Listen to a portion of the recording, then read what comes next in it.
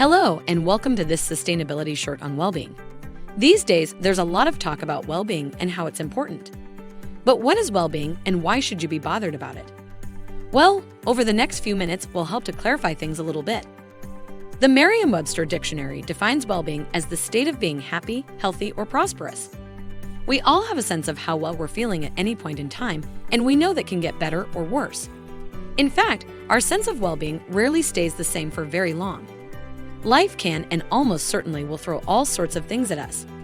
So, it's important we build our resilience for some of the challenges we'll face ahead of time and learn how to create balance in our lives.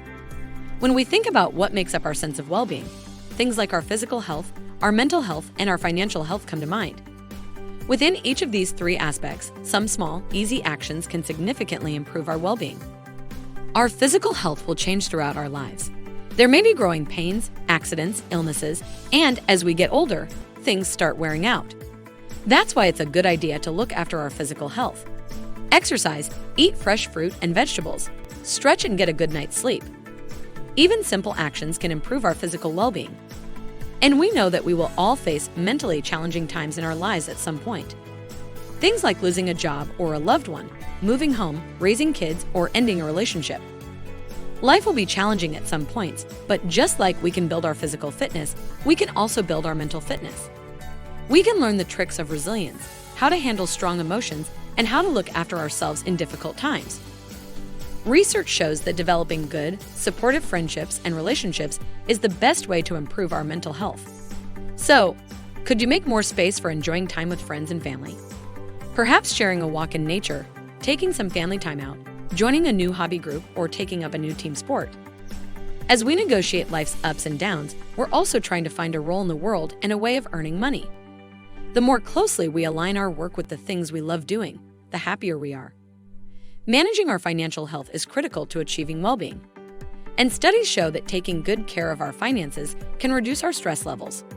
It's much better to have a career path than an overdraft. Every now and then, it's a good idea to take a bit of time out to think about how well you're feeling. Try tuning into what's going well and what isn't with your physical, mental, and financial health. Which areas are good and which aren't. Maybe you're feeling stressed out or tired. Maybe you've had an argument, or maybe you're feeling bored. Our thoughts and feelings can guide us to the best way to improve our well-being, even when they're not very positive. It can take courage to change things in our lives, and some things simply can't be changed. Knowing the difference can be tricky, but reaching out and taking action is always a good thing. We all have the ability to improve our well-being. Messages on social media or adverts can actually make us feel unworthy. And it's important to remember that there is no such thing as perfection. We only have this one life, and if we are trying to make things better, we're already doing our best. So how are you feeling right now? Is there anything you're struggling with in life? And what could you do to make things better? Perhaps you could make a change today. There are lots of useful sources of information available.